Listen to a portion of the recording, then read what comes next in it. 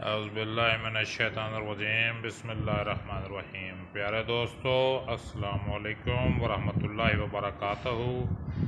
ये है के स्वीट्स की मशहूर ट्रिपल पिस्ता बादाम बर्फ़ी, जिसके ऊपर भी बादाम और पिस्ते की लेयर लगी हुई है और इसके दरमियान में भी बादाम और पिस्ता है और इसके नीचे भी बादाम और पिस्ता है।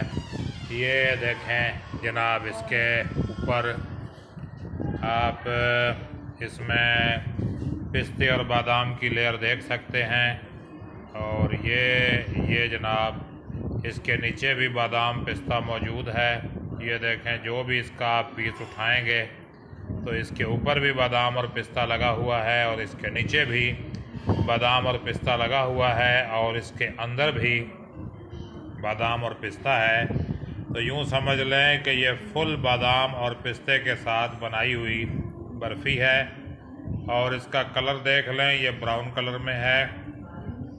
ये सफ़ेद नहीं की, क्योंकि सफ़ेद करने के लिए इसमें रंग काट डालना पड़ता है और रंग काट जो है ये मुज़र सेहत केमिकल है। ये तकरीबन 2 किलो से कुछ ज़्यादा जो है बनी है।